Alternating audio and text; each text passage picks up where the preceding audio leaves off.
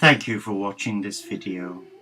Short and sweet, but it's really reflecting on the wonderful teachings of the beautiful Teresa of Avila, the Spanish noblewoman who surrendered her life to a loving God and who reformed the Carmelites. But in her works, especially Entering the Castle, this wonderful theology, this wonderful book, is really the hallmark of our spiritual formation in year one for those who wish to dedicate their lives to God as a lay monastic, embracing an eco-sustainable community rooted in divine love. But I would like to just share with you a few comments from this truly magnificent woman, a spiritual visionary like Hildegard of Bingen.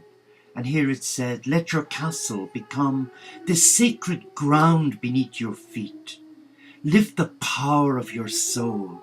Listen to and follow the voice of your soul.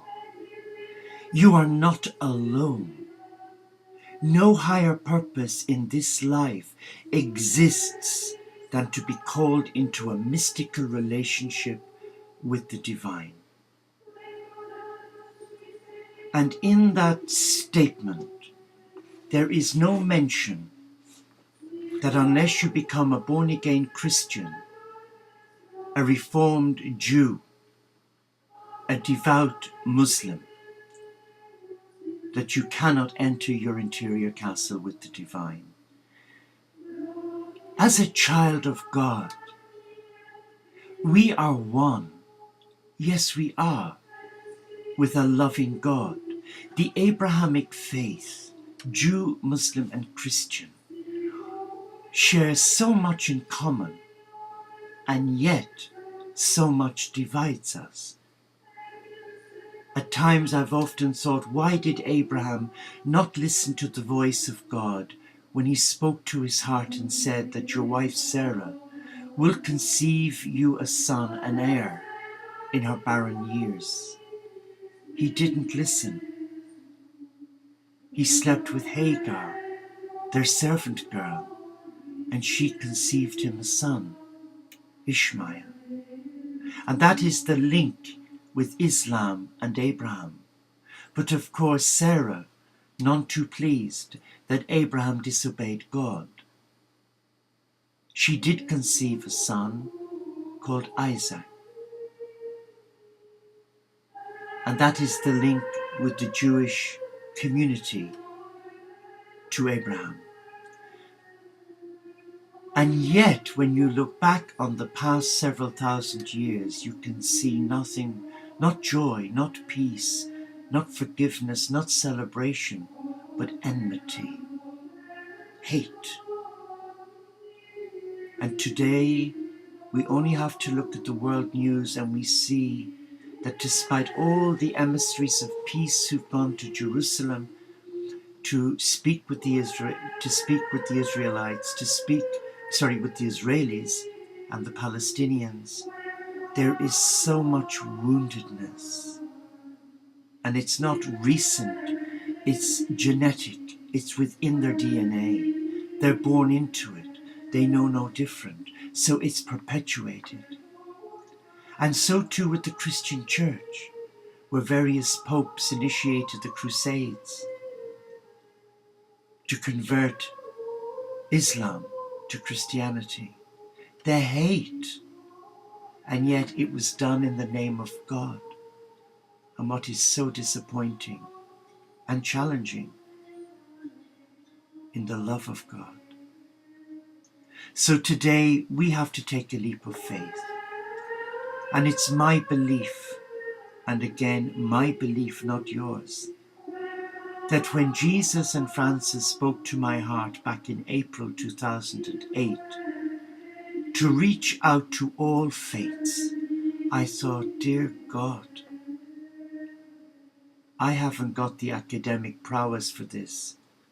Do I have the mental health stability to do this? But somehow God has given me the strength. And though various people have joined our community, some of whom with an agenda, we are still here, and we are still a heart-based, heart-centered community. Though many of us are Christian and committed, yet the Christian church doesn't take us seriously, but Jesus does. And because he does, that's what matters. Because the Teo community isn't here to win votes. We are not a political party, we're apolitical. We are not a religion or a church. We cannot, in all truth, represent one religion without offending the other. Oh yes, it would have been far better for the Teo community to allow the bishop of our diocese take control of us, because then we wouldn't be living from hand to mouth, praying for a miracle for the field of dreams. It would have been given to us ipso facto. But the message from Jesus was, reach out to all faiths and none, and establish a lay monastic community where brothers and sisters of different faiths will come together and sing the same praises to one loving God.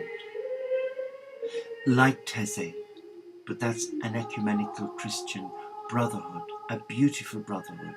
So why can't it happen? What's blocking it? Man, stuck in ego. But let me read this to you from The Interior Castle by Teresa of Avila. You need to develop a soul with stamina as you maintain your spiritual practices. In fact, the practices will help you grow stronger, for you are not just trying to have a regular spiritual practice. You are pursuing your own experiment. A spiritual life is not about finding ways to feel good. It's not about how to get guidance on how to stay safe in the world.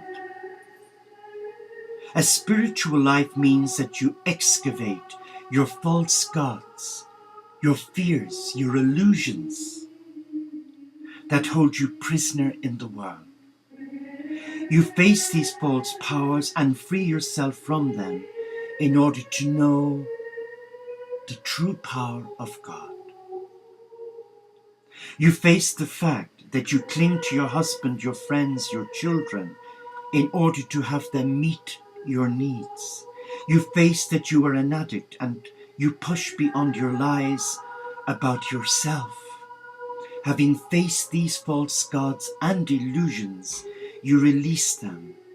Then you will no longer wonder about God, because you will have found your route to knowing God. Facing personal truths and purging yourself of addictions or manipulative habits requires strength, courage, humility, faith, and the other qualities of a soul with stamina, because you are not just changing yourself, you are changing your universe. Your soul is a compass. Change one coordinate in your spiritual compass and you change your entire life's direction. The journey into your castle or soul gives you an expanded understanding of the meaning and purpose of life. It reveals greater truths to you, but you must develop the stamina to live in accordance with them.